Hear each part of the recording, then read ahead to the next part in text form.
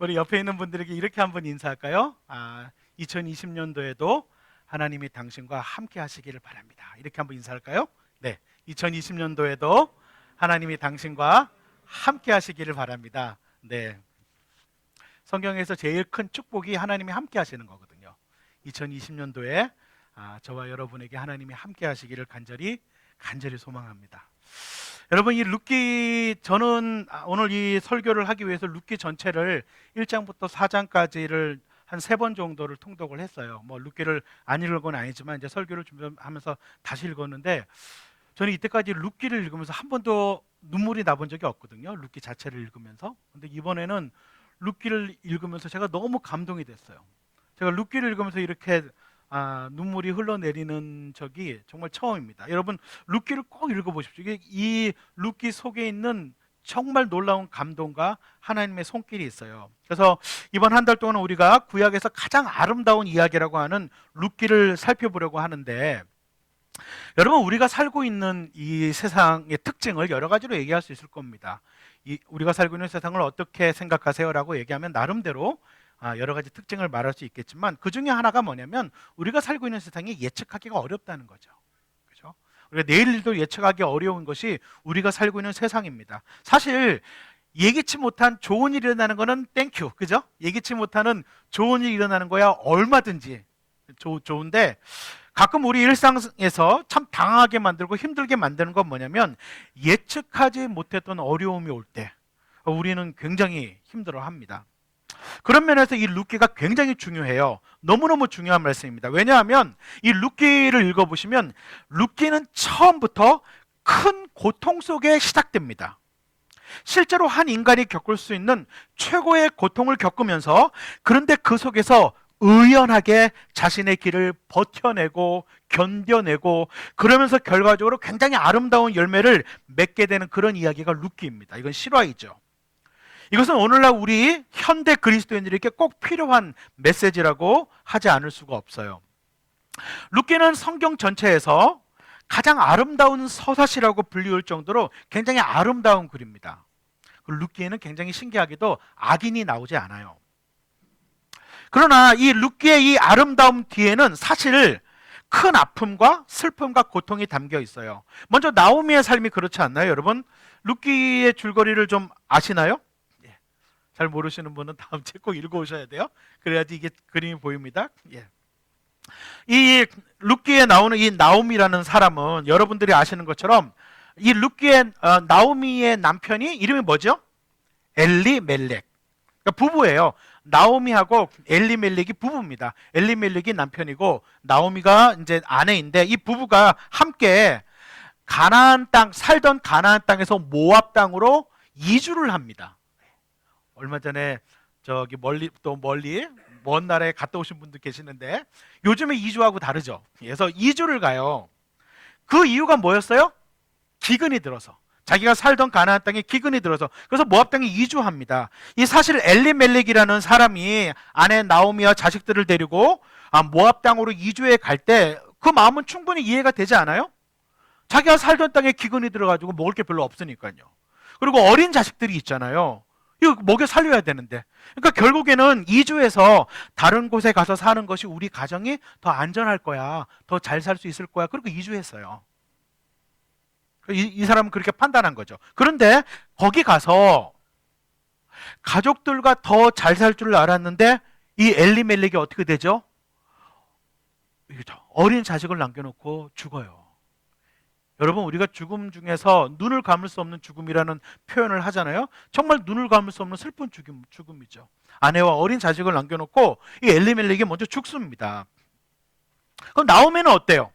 남편 잃은 나오미는 남편을 잃고, 그리고 난 다음에 또 시간이 흘러서 그 어린 두 아들이 장성해서 장가를 보냈는데, 장가 보내고 난 다음에 두 아들이 또 차례로 죽어요.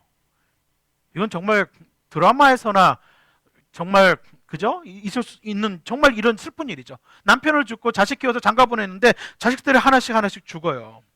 며느리 룻과 오르반의 입장은 어때요? 며느리 룻과 오르반은 역시 젊은 나이에 남편이 죽은 거죠.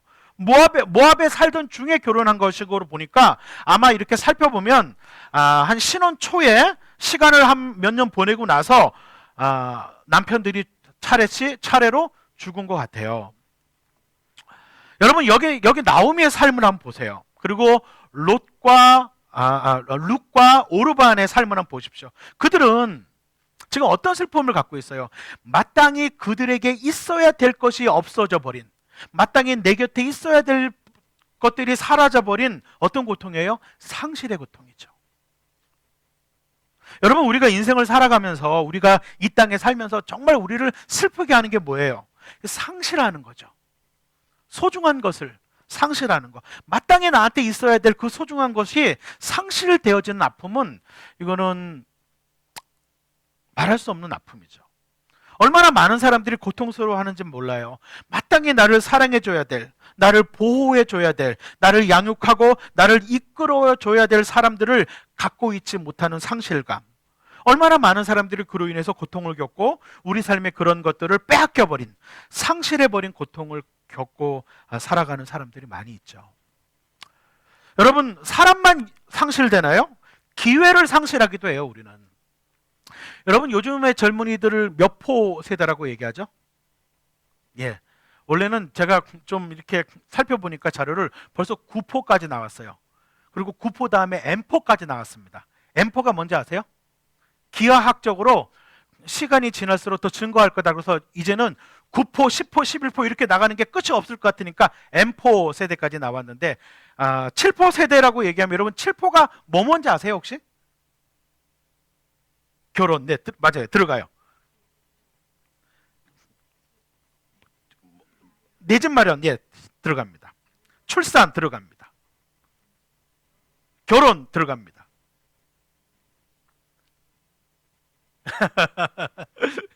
갑자기 생각 안 나시죠? 예, 7포가 뭐냐면 연애 포기, 결혼 포기, 출산 포기, 내 집 마련 포기, 인간관계 포기, 꿈 포기, 희망 포기. 이게 7포입니다. 정확해요. 이게 제가 실제로 그 책과 자료를 조사해서 한 거기 때문에 이게 7포입니다. 그러니까 우리 젊은이들이 대학을 졸업한 다음에 직장을 못 얻는 거예요. 마땅히 교육을 받고 준비된 만큼 주어져야 될 기회가 주어지지 않는 거죠. 기회를 상실하는 고통이에요. 요즘 젊은이들이 이런 고통을 겪고 있어요. 기회를 상실하는 고통. 여러분, 마땅히 있어야 될 사람들을 잃어버리고 마땅히 있어야 될 기회가 나에게 주어지지 못하는 것, 그것이 어쩌면 우리들의 삶의 현장일지 모른다는 생각이 듭니다. 사실 우리들이 지금 이렇게 앉아 계시지만 제가 이렇게 뵙기에도 정말 젠틀하시고 정말 여유로우시고 예, 이렇게 다 앉아 있지만 사실은 우리 나름대로 여기 있는 모든 분들이 저마다의 여러 종류의 상실을 다 가지고 살고 있을 것 같아요. 종류는 다르지만, 그리고 뭐 크기는 다르지만 우리 나름대로의 우리 인생에는 누구나 다 상실의 아픔이 있어요. 모두가 다 어느 정도씩은 있습니다. 여러분, 이것이 나오미의 삶이었고 나오미가 지금 겪고 있는 고통입니다. 근데 여러분, 이 나오미의 고통의 원인이 뭘까요? 이 고통의 원인에 대해서 오늘 룻기를 읽어보면 성경은 직접 이야기하고 있지는 않아요. 그 넌지시 그 이유를 얘기해 줍니다. 룻기를 읽어보면. 여러분, 엘리멜렉이라는 사람이 가나안 땅에서 모압 땅으로 이주했다는 것은 굉장히 의미가 있어요. 이 중요한 의미가 있는 거예요. 여러분, 이 시대가 어느 시대라고 그랬죠? 지금 이 시대가 어느 시대예요? 사사시대예요. 사사기의 그 사사시대가, 그 사사시대에 일어났던 게 이 룻기입니다. 이 사사시대인데 룻기 1장 1절 읽어보면 사사시대가 나와요. 예, 1장 1절부터 나옵니다. 예. 여러분, 이 사사시대는 하나님께서 가나안 땅을 이스라엘 사람들에게 주셨어요. 하나님께서 처음에 이제 사사시대가 시작되기 전에 첫 번째가 전초가 뭐예요? 여호수아가 가나안 땅을 들어오죠. 그래서 사사시대는 하나님께서 가나안 땅을 이스라엘 사람들에게 주시고 하나님을 경외함으로 말미암아 그 가나안 땅을 다스리고 그 땅에서 번성해라 하는 시대가 사사시대예요. 근데 이 엘리멜렉이라고 하는 가족이 하나님께서 주신 가나안 땅에서 번성하고 잘 사는 게 어려워지니까 그 땅을 버리고, 하나님이 약속하신 땅을 버리고 모압 땅으로 건너갑니다. 하나님을 의지하고 하나님을 따름으로 풍요를 누리도록 약속받았던 땅을 버리고 떠나요. 이 선택은 분명히 잘한 선택 같아 보이지 않습니다.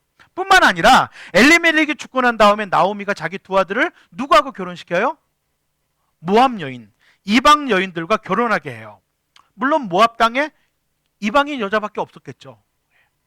그러나 실제로 당시 족장들의 전통은요, 자신들의 며느리를 얻기 위해서는, 족장 아브라함도 그렇게 했죠. 자신들의 며느리를 얻기 위해서는 자신의 아들이나 자신의 종을 자신의 본토 땅에 보내서 며느리를 얻게 하는 것이 당시 이스라엘 족장들의 전통이었어요. 근데 나오미는 그런 거 개의치 않습니다. 거기에서 이방인 여자들을 자기 아들들의 아내로 맞이하게 합니다. 여러분, 구약 성경에는 왜 하나님께서 이스라엘 백성에게 이방인과 결혼하지 말라고 하는 거죠? 왜 이방인과 결혼하지 말라고 그럴까요? 네, 맞아요. 어떤 이건 민족적 배타주의 때문이나 순혈주의 때문에 못하게 하는 게 아니에요. 이방인과 결혼하지 말라고 하면 이방 종교가 들어와서 이게 혼합주의가 돼서 이스라엘 백성들이 가지고 있던 신앙이 망가질까봐 그것을 막기 위해서 이방인과 결혼하지 말라고 하나님이 하신 거죠. 그런데 나오미는 그 당시 이방 여인들과 자기 아들을 결혼하게 만들었어요. 이것도 잘못된 선택인 것이 분명합니다. 그러나 성경에서는 이거를 간접적으로 넌지시 이야기해요. 룻기를 읽어보면. 여러분, 이렇게 개인적인 잘못된 선택도, 개인이 한 잘못된 선택도 어려운 이유 중에 하나이지만 이 사람들이 겪게 되는 진짜 고통의 가장 중요한 배경이 뭐냐면 이 시대가 사사시대였다는 거예요. 시대적인 상황이 이 시대가 사사들이 다스리던 시대라는 겁니다. 여러분, 사사시대가 어떤 시대예요? 잘 아시죠? 사사기 읽어보면 사사시대는 하나님께서 가나안 땅을 주시고 이스라엘 백성들이 가나안 땅에 들어가서 가나안 땅을 여호와의 가치관과 여호와 하나님의 세계관으로 바꾸는 것이 그들의 사명이에요. 그러니까 다른 말로 표현하자면 가나안 땅을, 하나님이 주신 가나안 땅을 여호와화하는 것, 여호와를 믿는 믿음으로 바꾸는 것이 이 시대 사사시대 사람들의 사명인 거죠. 근데 이스라엘 백성들은 어떻게 했죠? 거꾸로 했어요. 가서 이스라엘의 백성들이 가나안화 되어버렸어요. 이게 사사시대예요. 가나안 땅을 여호와화하는 것이 이들의 사명인데 가나안 땅에 들어가서 가나안화 되어버리는 것이 사사시대의 큰 문제였어요. 여러분, 이방인들이 그 당시에 믿고 있던 신앙이 뭘까요? 여러분, 좀 이렇게 한번 생각해 보시겠어요?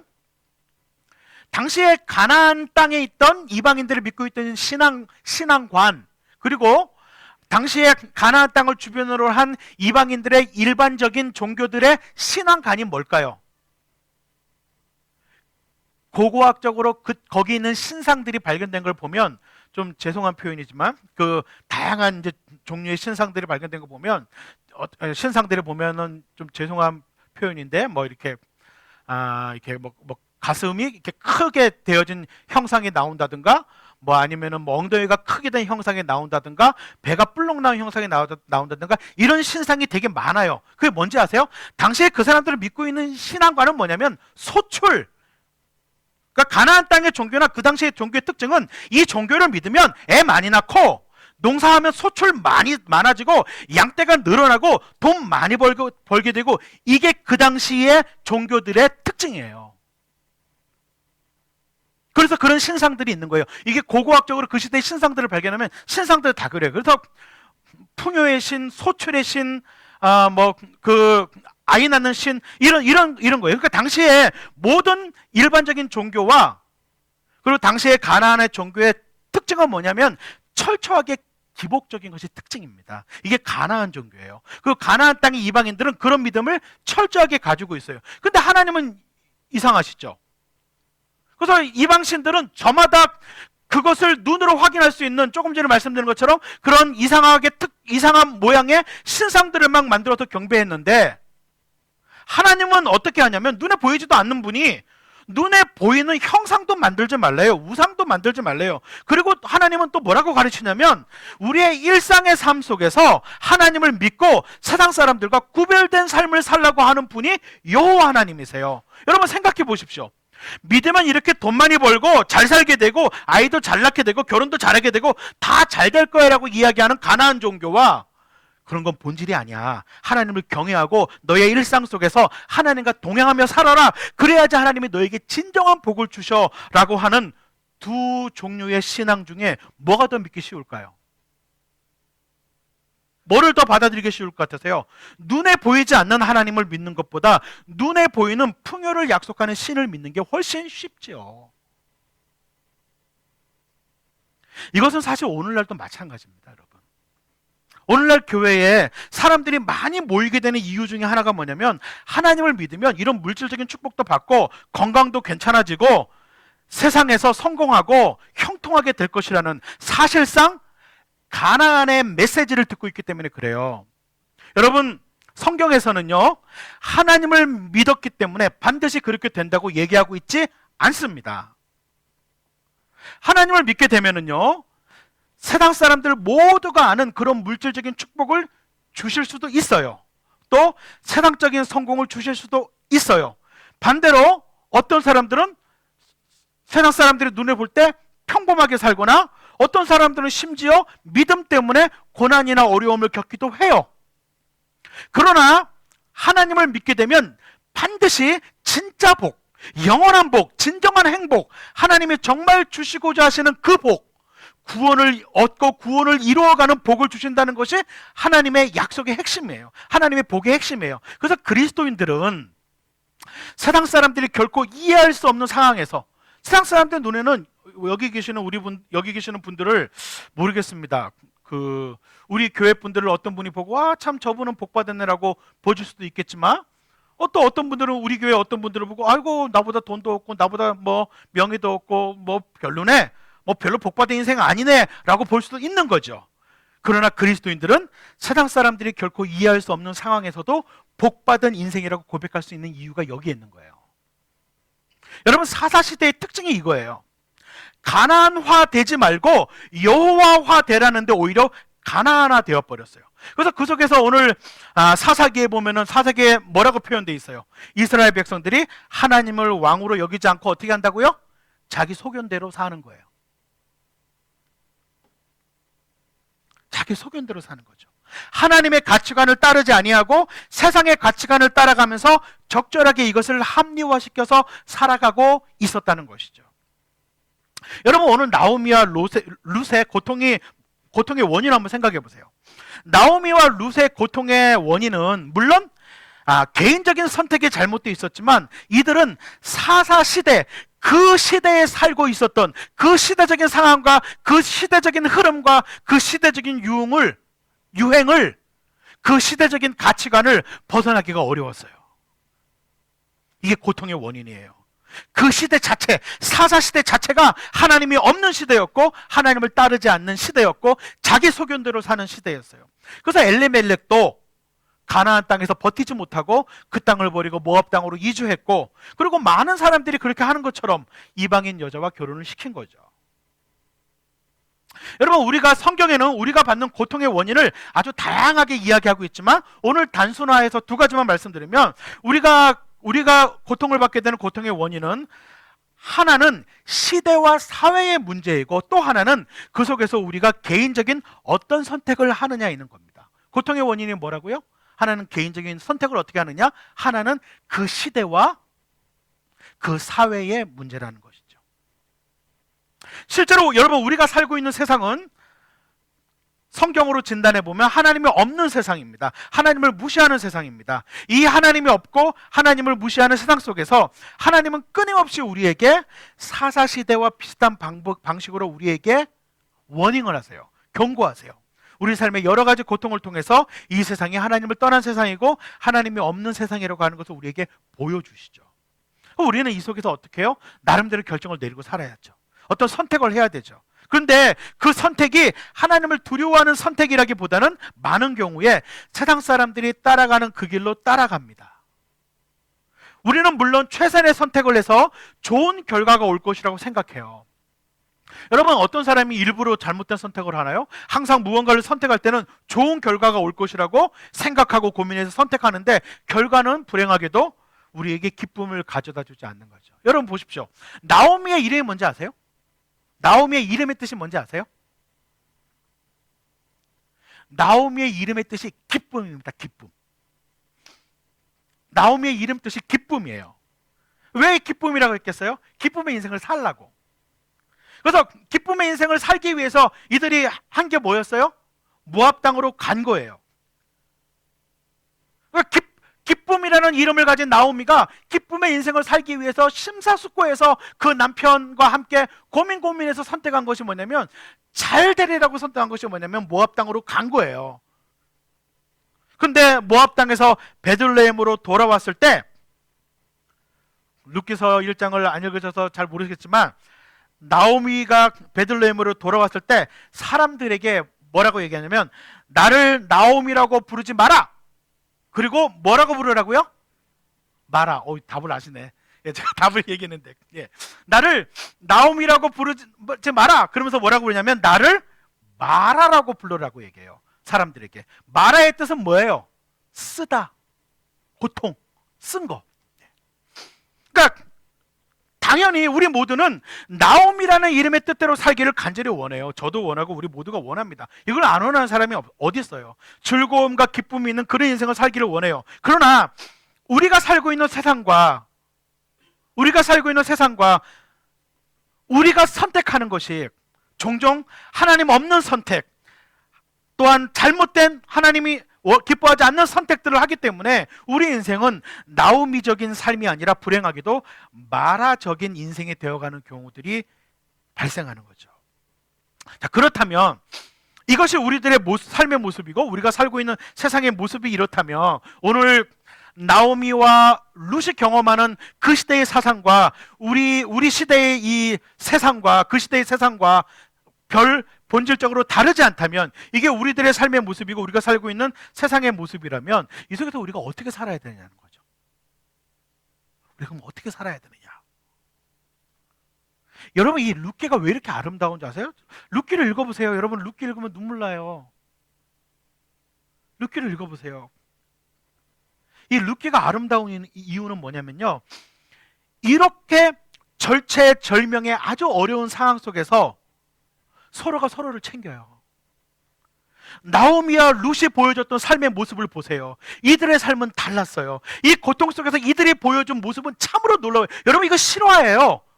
여러분, 지어낸 이야기 아니에요. 이게 실제로 벌어진 일이고 실제로 일어났던 사건인데, 이 속에서 이들이 보여줬던 모습을 보면 정말 놀라워요. 여러분, 6절에 보면 어떤 일이 벌어져요? 떠나왔던 고향 땅의 풍년 소식을 듣고 며느리들과 함께 나오미가 돌아가려고 해요. 사실 며느리를 데리고 돌아가려고 했던 첫 번째 이유는 며느리에 대한 책임감이지 않겠어요? 아이고, 이 남편도 이런 내 며느리 참 미안한데 내가 데리고 가서 살아야 되겠다. 그렇게 해서 처음에 데리고 출발해요. 그런데 8절에 보면 어떻게 나와 있어요? 8절을 한번 띄워주세요. 8절에 보면 나오미가 길을 가다가 얘기를 하죠. 나오미가 길을 가다가 얘기합니다. 뭐라고 얘기해요? 야, 너희는 제각기 친정으로 돌아가거라. 너희가 죽은 너희 남편들과 나를 한결같이 사랑해 주었으니 주님께서도 너희에게 그렇게 해주기를 빈다. 그러면서 여기 보면 나오미가 길을 가다가 돌아가라고 얘기해요. 이거 잘 보셔야 돼요. 이거 나오미의 고민의 흔적이 나오는 거예요. 같이 길을 떠났어요. 처음에는 같이 가는 게 좋을 거라고 같이 길을 떠났는데, 길을 가면서 나오미가 계속 생각한 거죠. 이 며느리들이 나와 같이 가는 게 정말 행복할 것일까? 이 며느리들이 나와 같이 사는 게 진짜 행복할까? 그러다가 결국은 아니야, 얘들 돌려보내야 돼, 돌아가야 돼. 그래서 새로운 출발을 하게 해야 돼. 그래서 결국은 돌아가라고 얘기하고 있어요. 여러분, 이 놀라운, 오늘 룻기에 나온 이 놀라운 여성들은 이렇게 고통과 어려움 속에서도 서로 책임지려고 해요. 나에게 맡겨진 사람과 일에 대해서 책임을 지려고 해요. 여러분, 이게 왜 이렇게 중요한지 아세요? 룻기를 읽을 때 이 사람들의 이런 사람과 일상에 대한 책임의식과 성실함이 앞으로 룻기 2장 3장 계속 읽어가면요, 앞으로 가져오게 될 놀라운 스토리의 기반이 되는 거예요.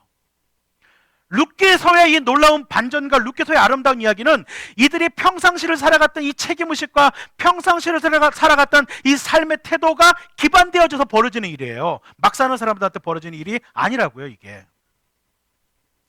나오미는 이런 책임을 지려고 해요.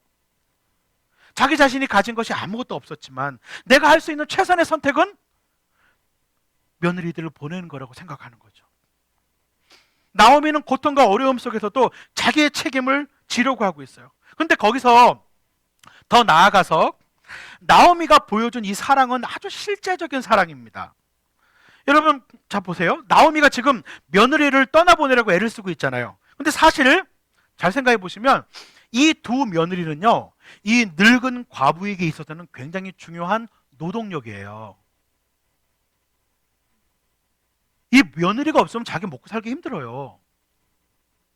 당시의 문화로 보면 이 며느리는 당시의 문화에는요, 시어머니에게 종속되어 있거든요. 그리고 이들이 있어야지 자기 인생이 부양될 수 있다고요, 이 늙은 나오미가. 근데 나오미가 보였던 것은 실제적인 사랑입니다. 이 두 사람에게 떠나라고 해요. 근데 이렇게 실제적인 사랑이 가능한 이유를 성경을 살펴보면 8절에서 아주 놀라운 얘기를 해요, 나오미가. 나오미가 뭐라고 얘기합니까? 8절에 보면 죽은 너희의 남편들과 나를 한결같이 사랑해 주었으니라고 얘기를 해요. 이 말에서 뭐가 보이세요?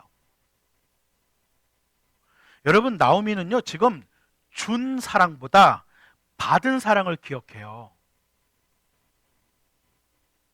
여러분, 룻기서의 이 아름다운 책에 제가 조금 결론적인 얘기를 미리 하지만 제가 이제 룻기를 강의하면서 얘기하겠지만 룻기서는요 다른 모든 성경과 아주 유다르게 다른 게 룻기서는 기적이 안 나와요. 룻기서는 하나님이 안 나와요. 룻기서는 하나님이 직접 일하거나 이런 게 하나도 안 나와요. 하나님의 말씀하신다는 것도 안 나와요. 근데 룻기의 놀라운 반전은 뭔지 아세요? 실제로 삶을 살아가는 그 사람의 인생과 삶의 자세와 삶의 태도 안에 하나님이 일하세요.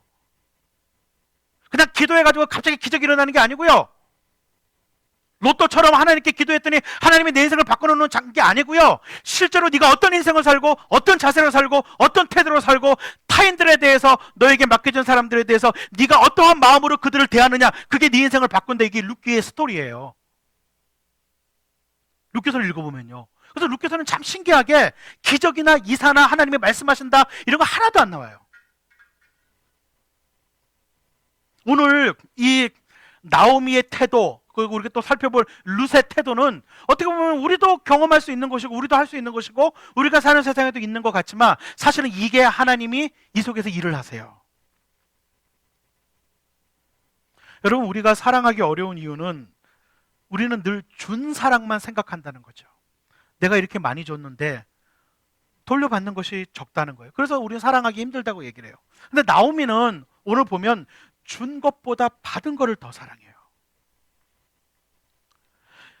여러분, 사람들과의 관계에서 우리는 늘 자기중심적이잖아요. 그래서 내가 한 사랑만, 내가 베푼 것만 생각하지 내가 받은 사랑은 별로 생각하지 않는 것 같아요. 내가 어떤 사랑을 받았는지를 기억해야지 실제적인 사랑이 가능하다는 거죠. 그리고 두 번째로 오늘 이것을 보면 그런 실제적인 사랑은 일상의 삶 속에서 이루어지고 있다는 것을 보게 돼요. 그러니까 나오미와 이 룻과 이 오르바가 지금 갑자기 뭐 헤어지니까 갑자기 막 사랑이 막 넘쳐서 서로를 생각하는 마음이 갑자기 넘친 게 아니고 이들의 모습을 보면 이들의 평상시의 관계가 나와요. 여러분, 며느리들이 나오미와 떠날 때 어떻게 해요? 막 입을 맞추고 슬퍼하죠. 그리고 12절에 보면 나오미가 이 며느리들을 뭐라고 불러요? 12절에 보면 내 딸들아. 요즘에도 보면은 시어머니하고 특별히 친한 뭐 그런 분은 뭐 엄마, 그리고 뭐 저 시어머니 딸, 뭐 내 딸, 뭐 이렇게 얘기한다는데, 네, 이 여기에 나오미가 내 딸들아 이렇게 불러요. 이 얘기는 뭐냐면 이 며느리와 시어머니의 평상시 관계를 알 수 있어요. 평소 얼마나 사랑했는지, 어떤 관계였는지가 나오는 거죠. 실제 이 실제적인 사랑이 평상시의 관계 속에서 나타나고 있어요. 뿐만 아니라 이 실제적인 사랑이라고 하는 것은 결정적인 순간에 상대방의 행복을 나의 유익보다 먼저 생각하고 있어요. 8절과 9절을 보면 한번 띄워보세요. 8절과 9절을 보면 이 나오미는 며느리들에게 끊임없이 너희 어머니 집으로 돌아가라, 그리고 새 남편을 얻어서 행복하게 살아라, 이렇게 얘기를 계속해요. 나오미는 얘네들하고 있으면 자기한테 유익이 되고 얘네들을 데리고 있어야지 내가 살아갈 수 있는데, 이들에게 정말 필요한 거, 나는 이들을 데리고 있으면 내가 살아가지만 이들에게 정말 필요한 것은 나를 떠나서 새로운 삶을 사는 것이라고 생각하는 거죠. 그것도 굉장히 고통스러운 순간에.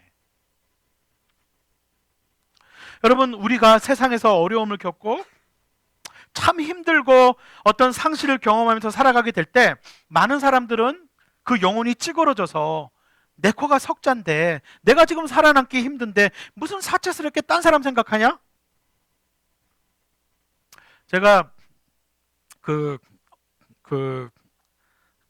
어떤 외국 사람들하고 같이 공부를 했던 적이 있었는데, 외국 사람들하고 같이 학교를 다니는데 한국말로도 공부하기 어려운 걸 영어로 공부하니까 진짜 미치겠더라고요. 제 아내는 알아요. 여러분 믿어주세요. 제가 하루에 10시간 이상을 책상에 앉아서 일어나지도 않았다. 책상에 10시간에서 10 몇 시간을 앉아있으면 화장실 가는 시간에 중간에 한 30초 정도 제외하고 하루 종일 앉아 있었어요. 한국말로도 어려운 거 영어로 하니까 정말 못하겠더라고요. 실력도 안 좋은데. 그런데 시험 기간이 됐는데 제가 반포기 상태였어요. 반포기 상태이니까 시험 기간이 되면 공부 안 하는 사람들 막 공부하잖아요. 근데 제가 반포기 상태가 되니까 제가 굉장히 마음이 여유로워졌어요. 그래갖고 저도 공부를 못하는 주제에 이제 막 무슬림에서 온 친구, 힌두교에서 온 친구, 뭐 태국이나 불교권에서 온 친구들이 많이 있는데, 저도 공부를 못하는 처지에 제가 반포기 상태라 마음이 여유로워서 제가 막 도와주니까 제 속도 모르고 그 친구들이 저를 너무나 고마워하는 거예요. 그리고 한 친구가 뭐라고 저한테 문자를 보내냐면, 저 인도네시아에서 온 무슬림 친구가 저한테, 야, 네가 믿는 하나님은 정말 너에게 평안을 주시나 보다. 네가 믿는 하나님이 정말 이러고 문자를 보내왔어요. 왜? 저의 반포기가 그 친구에게 뭐 하나님이 주신 평안으로 굉장히 오해가 됐는데, 여러분 왜 제가 이런 이야기를 말씀을 드리냐면, 바쁘고 고통스럽고 내 코가 석자면 아무도 남을 안 돌아봐요. 한국 사람만이 아니라 누구라도 마찬가지예요. 시험 기간에 다들 막 정신이 없으면은요, 누가 옆에 사람이 뭐 빌려달라 그러고 뭐 노트 좀 빌려달라 그러도요, 그거 되게 짜증스러워하는 사람 되게 많다고요. 이게 우리의 일반적인 심리이고 이게 우리의 본성이죠. 근데 그 고통스러운 순간에 나오미는 며느리들을 먼저 생각해요. 이런 또 이렇게 이 룻기 설교하면 그런데요, 교회에서. 우리 교회는 별로 이제 시어머니나 이런 분들이 많지 않지만, 거의 많지 않지만, 이런 걸 설교하면 뭐 나오미가 이렇게 했다 그러면은 며느리들 얼굴이 확 펴진대요. 그래서 옆에 있는 시어머니를 바라본대요. 그리고 이제 좀 이따가 또 룻 얘기 나오잖아요. 그러면은 또 그 시어머니들 얼굴이 쫙 펴지면서 슬쩍 쳐다본대요, 옆에 있는 며느리들을. 근데 이거 그렇게 보면 안 돼요. 지금 우리 시어머니, 우리 어머니, 우리 며느리, 이게 아니라 나를 봐야 되죠. 근데 이 나오미는 이 상황 속에서 자기가 아니라 며느리들을 먼저 생각해요. 여러분, 성경이 이 나오미의 삶을 통해서 우리에게 얘기해 주는 것은, 비록 내 삶이 힘들고 어려운 상황이 있지만 책임감을 다할 뿐만이 아니라 내 주변의 사람들을 실제적으로 사랑하는 것이 축복된 삶이라고 이야기해요. 실제로 여러분 룻기 2장 3장 계속 읽어보잖아요. 그러면 이런 고통스러운 삶 속에서도 변치 않는 이들의 삶의 태도와 이들의 삶의 원리가 결국 이들의 삶을 축복으로 인도합니다. 여러분, 조금 전에 제가 말씀드렸잖아요. 룻기는 하나님이 직접 일하는 게 안 나와요. 기적이 하나도 안 나와요. 겉으로 보면은요, 룻기서에는 하나님이 안 보여요. 그러나 삶을 살아가는, 그것도 힘든 삶을 살아가는 이들이 일상 속에서 변치 않는 삶의 자세와 태도를 기반으로 하나님은 보이지 않는 환경 속에서 은밀하게 일하시는 게 룻기예요. 이게 너무 감동이 되고 우리에게 도전이 되는 거죠. 여러분, 나오미의 사랑은 어떤 사랑이라고요? 받은 사랑을 기억하고 일상 속에서 남을 깊이 배려하는 사람이었고, 상대방의 행복을 고려하면서 구체적으로 행동하는 것이었어요. 이게 실제적인 사랑이에요. 그런데 그런데요, 이 본문의 진짜 핵심은 나오미 이야기가 아닙니다. 오늘 이 성경에 보여주는 진짜 핵심은 룻입니다. 룻이 보여주는 사랑이야말로 우리에게 하나님께서 고통과 어려움을 겪고 있는 세상 속에서 우리가 해야 될 것이 사랑이라는 것을 보여줘요. 그래서 이 성경은 뭐예요? 나오미기가 아니고 뭐예요? 룻기예요, 룻기. 여러분 16절과 17절이 이 룻기의 가장 중요한 본문인데 띄워주십시오. 예, 16절과 17절. 이 룻기의 가장 중요한 본문이거든요. 우리 이거는 꼭 좀 읽어야 될 것 같아요. 우리 자매님들이, 우리 여자분들이 16절, 17절을 한번 읽어주시면 감사하겠습니다. 시작.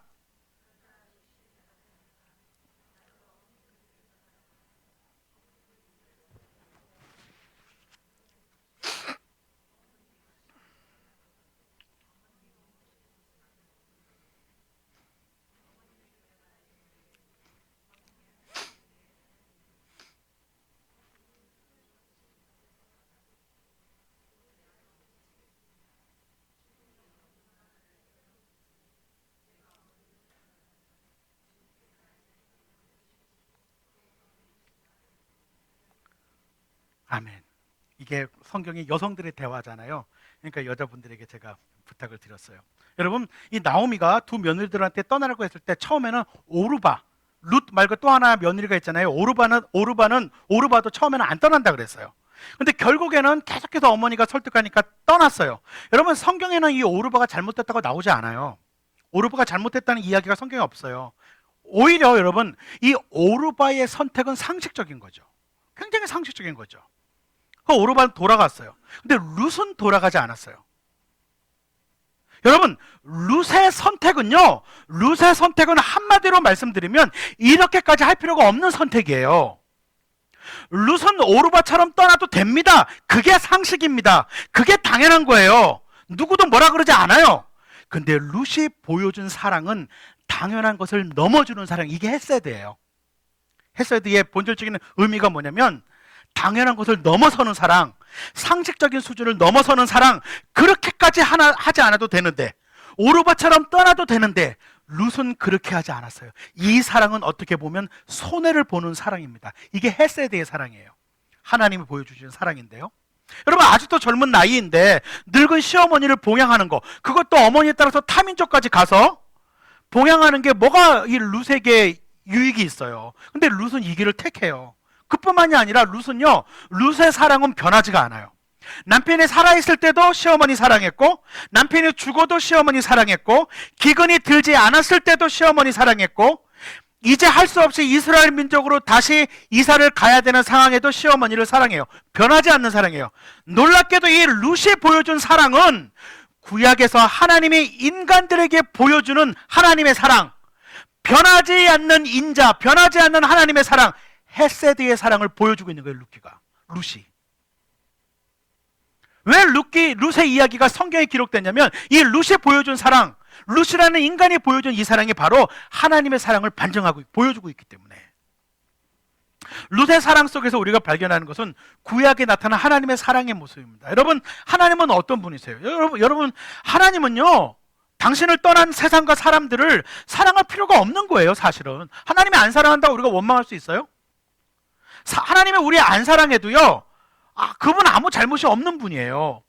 특히 우리도 포함되지만 오늘 이 성경만으로 보면 이스라엘 민족이라고 하는 이 정말 찌개 같은 민족을 택해서 하나님이 정말 당연하게 대하시는 것 이상으로 너무나 놀라운 사랑을 부었지만 이들은 하나님을 밥 먹듯이 배신해요.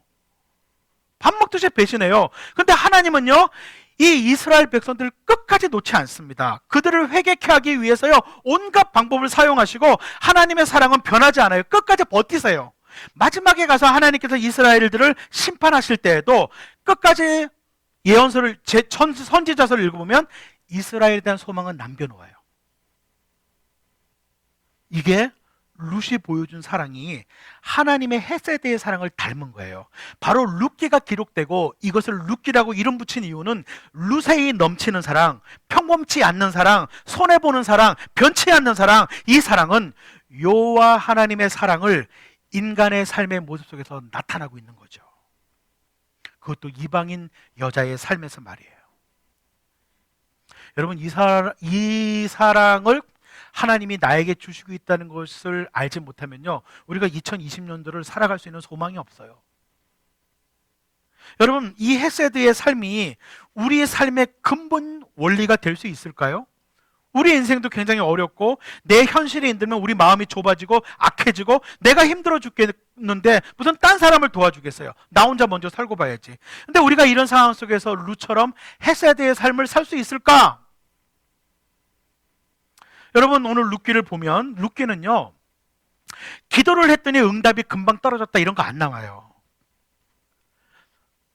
룻의 입장과 나오미의 입장을 한번 생각해 보세요. 룻기를 읽어보세요. 하나님이 사라지신 것 같은 고통에 있어요. 하나님이 없는 것 같은 고통에 있어요. 그런 상황 속에서 그래도 하나님을 믿고 하나님을 의지하고 선을 행할 때 하나님께서 나중에 그것을 선하게 사용하시더라. 이게 룻기입니다. 이게 오늘날 우리가 룻기를 읽어야 될 이유예요. 룻기는요, 예측도 할 수 없고 어려운 상황 속에서 우리가 헤세드를 누리며 살아야 되는, 그러기 위해서는 오늘 첫 번째로 룻기가 보여주는 게 뭐냐면, 룻기는 우리가 이 예측할 수 있는 어려운 세상에서 이 하나님의 헤세드를 누리고 살기 위해서는 첫 번째 우리에게 어떻게 하라냐면, 하나님이 느껴지지 않을 때도 하나님의 관점으로 보라고 얘기해요. 여러분 한번 따라 하실래요? 하나님이 느껴지지 않을 때도 하나님의 관점으로 보십시오. 여러분, 귀를 열고 한번 잘 들어보세요. 나오미나 룻도 그렇고 우리도 마찬가지입니다. 심한 고통을 겪을 때는 하나님이 내 곁에 계시는 것 같지 않아요. 안 그렇습니까? 하나님이 나를 버린 것 같고 하나님이 온 세상에 사라지신 것 같은 느낌이 들어요. 그런데 그럴 때 하나님을 하나님의 관점으로 보는 게 굉장히 중요해요. 여러분, 룻기를 보게 되면 조금 전에도 말씀드렸지만 참 놀라운 것이, 이 룻기를 읽어보면 조금 전에도 말씀드렸죠. 하나님에 대한 언급이 안 나와요. 그러니까 하나님에 대한 언급은 해요. 하나님이 언급은 하는데 실제로 하나님이 나타나는 장면이 안 나와요. 하나님의 인생과 역사 속에 개입하시는 장면이 하나도 안 나와요. 룻기를 보면. 룻기 전체를 읽어보세요. 어디에도 하나님이 직접 나타나지 않아요. 하나님의 음성도 나타나지 않아요. 초자연적인 요소도 하나도 안 보여요. 룻기는. 그냥 룻과 나오미가 열심히 사는 거죠. 변하지 않은 삶의 원리를 가지고. 여러분, 우리 그리스도인의 삶이 그래요. 여러분, 우리가 기도하면 하나님이 딱 나타나가지고 내가 하고 싶은 대로 이루어졌으면 좋겠는데 그렇지 않다는 거죠. 우리 인생이. 그러면 사람들은 어떻게 생각해요? 내가 기도해도 내가 해도 하나님은 응답하지 않는 것 같고 하나님이 나타나지 않는 것 같으면 사람들은 주로 이렇게 생각하더라고요. 하나님이 내게 이렇게 안 하는 건 내가 믿음이 없기 때문에 그래. 믿음이 부족해서 그래. 당신이 믿음이 없기 때문에 그래요. 근데 여러분, 우리 믿음이 강하지 않아서 하나님께서 움직이는 게 아닙니다. 하나님은 때때로 당신 자신을 역사 속의 상황 속에서 직접 드러내 보여주시지 않으세요. 그러면서도 여전히 일하시는 것이죠. 그게 성경의 룻기가 보여주고 있는 하나님의 모습이세요. 여러분, 상황 속에서, 지금 현재의 고통과 상황 속에서 하나님이 전혀 느껴지지 않으니까 나오미가 뭐라고 얘기해요? 13절을 보세요. 나오미는 지금 하나님에 대해서 뭐라고 얘기합니까? 주님께서 손으로 나를 치신 것이 분명하다. 그렇게 생각하죠. 13절에 보면. 20절에 보면 뭐라고 생각해요? 전능하신 분께서 나를 몹시도 괴롭게 하셨으니, 이거 괴로운 인생을 하나님이 그렇게 했다고 얘기를 해요. 그리고 21절에는 또 뭐라고 얘기해요?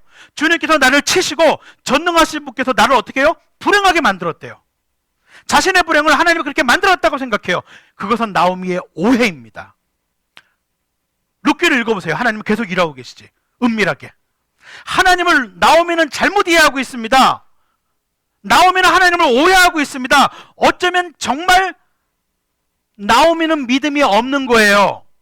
이게 우리 모습이지 않아요? 근데 여러분, 그런데 하나님은 나오미와 룻을 위해 계속 일하고 계셨다니까요. 나오미, 넌 나를 오해하고 있거나 기분 나빠. 야, 넌 나에 대해서 그 정도밖에 이해를 못해? 야, 너 그냥 믿음이 없구나. 내가 한 게 아니야. 너 나에 대해서 어떻게 그런 생각을 해? 이렇게 얘기하지 않으세요. 나오미의 하나님에 대한 이해하는 오해가 있었고, 이해가 짧았고, 어쩌면 나오미의 모습은 정말 하나님에 대한 믿음이 없는 것처럼 보였지만 하나님은 여전히 나오미와 룻을 위해서 일하세요.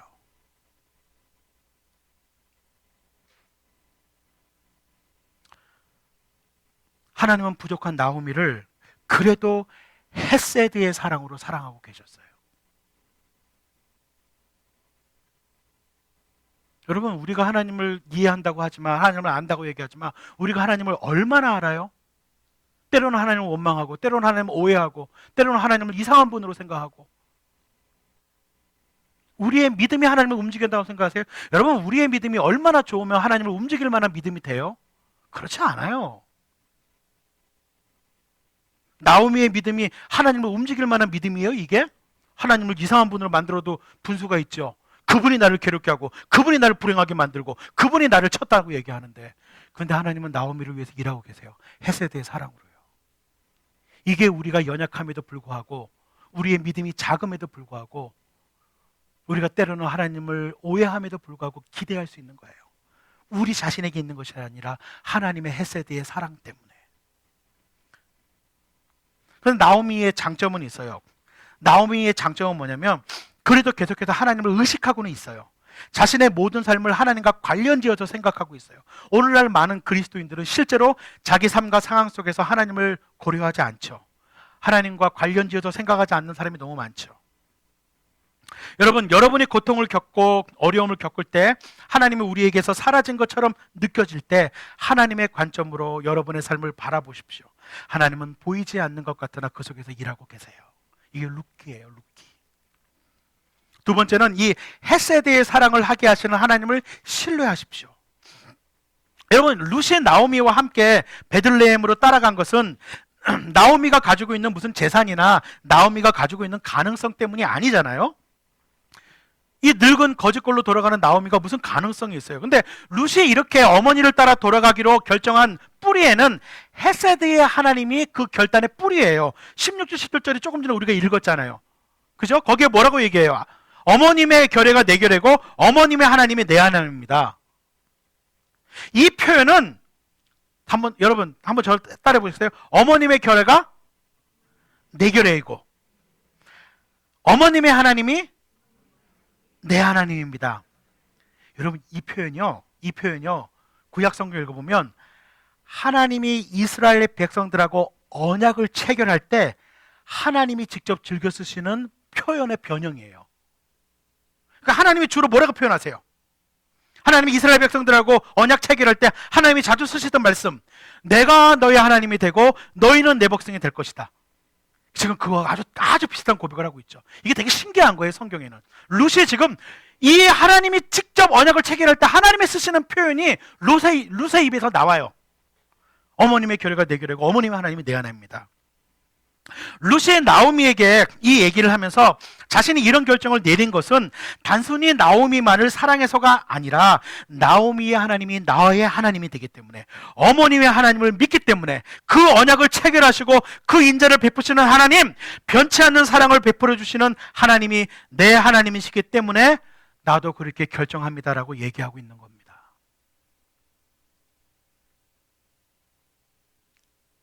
여러분, 책임감이 있고 실제적인 사랑을 하는 것은요, 세상 사람들 중에서 좀 고상한 사람들은 누구나 할지 몰라요. 그러나 헤세드의 사랑을 하는 사람은, 넘치는 사랑을 하는 사람, 변치 않는 사랑을 할 수 있는 사람, 손해를 보는 사랑을 하는 사람, 이러한 삶의 원리를 가지고 살아갈 수 있는 사람은 헤세드의 사랑을 알고 신뢰하는 사람만 할 수 있어요.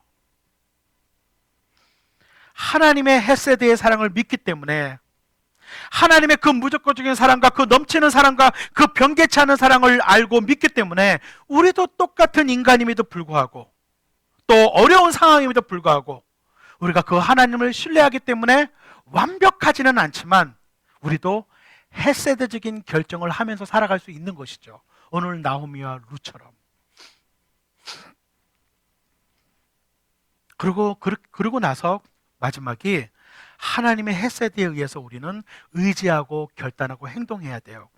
나오미와 룻은, 여러분, 나오미와 룻의 형편을 한번 생각해 보십시오. 여러분, 나오미와 룻의 이 형편은요, 모압 땅에 남아도 힘든 겁니다. 베들레헴으로 돌아가도 힘든 겁니다. 그죠? 여러분, 어떻게 생각하세요? 모압 땅에 남는 게 더 유리할까요? 베들레헴에 가는 게 더 유리할까요? 어떻게 생각하십니까? 제 생각에는 모압 땅에 남아 있는 게 좀 유리하지 않을까 싶기도 해요. 왜냐하면 모압 땅에 남아 있었으면 오르바 안 떠났겠죠? 그럼 며느리가 둘이 남아 있어요. 또 며느리들이 젊어요. 그러면 고용될 가능성으로 보면 이 며느리들이 이방 땅에 그 이스라엘 사람들이 이방인에 대한 아주 그런 배타적인 게 있는데, 이스라엘 백성들 쪽으로 돌아가면 고용의 가능성이 희박해요. 근데 모압 땅에 있으면 이 며느리 둘 다 남아 있고 고용될 가능성이 매우 높아요. 자기 연고가 있잖아요. 인간적으로 계산을 제가 두드려 보면은요, 모압 땅에 남는 게 좀 더 유리합니다. 삶에 있어서는요. 그러나 결국 그들이 하나님의 땅으로 다시 돌아가야 된다는 최종적인 결정을 힘들게 내립니다. 사랑하는 성도 여러분, 우리가 2020년도 살면서 아주 힘든 결정을 내려야 될 때가 있을지 모르겠어요. 이렇게 결정을 내려도 힘들고 저렇게 결정을 내려도 힘들고, 그럴 때 하나님을 신뢰해서 결정하십시오. 하나님이 원하시는 방향이 무엇일까 진지하게 생각해서 결정하세요. 그것이 인간적인 계산에 의하면 더 손해가 될지 모르지만, 모압에 남는 게 나을지 모르지만, 하나님의 헤세드를 신뢰하기 때문에, 하나님의 변치 않는 사랑을 신뢰하기 때문에 그것을 결정하는 사람들, 그렇게 받아들이는 사람들에게 하나님께서는 일하신다는 것이 룻의 이야기입니다. 이들이 모압 땅에 남았으면 이 시간 이후의 이야기는 없어요. 이들의 결정은 전자 계산기로 두드리면 모압 땅에 남아야 되는 거지만, 하나님의 약속에 의하면 돌아가야 돼요. 그런데 여러분, 오해하시면 안 돼요. 이들이 결단하고 행동했다고 해서 결과가 금방 나오지 않았어요. 이들은 돌아가서도 힘들었어요. 하나님은 아무 일도 하고 있는 것처럼 보이지 않아요. 룻기를 읽어보면. 여러분, 이렇게 헤세드적인 삶을 살고 있는 사람들, 이렇게 실제적인 사랑을 살고 이렇게 책임감 있는 삶을 살고 있는 이 사람들에게 하나님은 아무 말씀하고 있는 것 같지가 않아요. 아무것도 안 하는 것 같아요. 이렇게 이들이 꿋꿋하게 힘들게 이 길을 걷고 있는데도 하나님은 아무것도 안 하는 것 같다고요. 룻기를 읽어보면. 그런데 1장 마지막은 이렇게 끝나요. 이게 오늘 마지막 이야기입니다. 1장 마지막 것을 같이 한번 읽어볼까요? 제일 끝에 그들이 베들레헴에 이르렀을 때는, 함께 1장 마지막을 제일 끝부분을 같이 읽겠습니다. 그들이, 시작. 그들이 베들레헴에 이르렀을 때는 보리를 거두기 시작할 무렵이었다. 아무것도 하나님 일하고 있는 것 같지 않은데 이게 일하고 있는 거였어요. 아니 추수 때가 돼가지고 보리 거두어야 되는 때가 오는 거 너무 당연하잖아요. 그런데 이 보리는요, 2장 3장으로 넘어가면 룻과 나오미의 인생을 바꿔놓는 전기가 뭐예요? 이삭 줍기, 나달 줍기. 근데 그 이삭이 뭐예요? 보리예요. 이 1장 마지막 절을 제가 좀 풀어서, 현대말로 풀어서, 이 성경 구절을 제가 현대말로 풀어서 얘기하면 이런 말을 하고 있는 거예요. 이 뜻이, 그들이 최선의 선택을 하고 손해 볼지도 모르지만 하나님의 헤세드에 의지해서 그 예측할 수 없고 고통스러운 삶의 현장에서 최선의 선택을 하고 결단을 하고 살아가고 있을 때, 당장 아무런 변화가 일어나고 있지 않았지만 그들의 인생을 변화시키고 축복하실 하나님의 심으신 씨앗이 자라나고 있었다. 이게 오늘 마지막 절이에요. 하나님은 준비하고 계셨다. 하나님은 일하고 계셨다. 사랑하는 성도 여러분, 보리가 익어가고 있습니다. 여러분, 우리 그리스도인의 삶은 이런 삶입니다. 당장 기도해서 무엇이 이루어지지 않고 당장 눈에 보이는 것이 없어도, 하나님이 일하시는 것 같이 않아 보여도 하나님의 삶의 원리를 추구해 가면서 애를 쓰면서 이 헤세드의 삶을 살아가려고 하나님을 신뢰하는 자들에게 하나님의 성실하심과 하나님의 신실하심은 하나님의 방식으로 반드시 우리를 채우시고 우리의 삶으로, 우리를 놀라운 삶으로 이끌어 가신다는 것. 보리가 거두기 시작할 무렵이 온다는 것. 그것이 룻기가 우리에게 보여주고 있는 삶입니다. 기도하겠습니다. 여러분, 오늘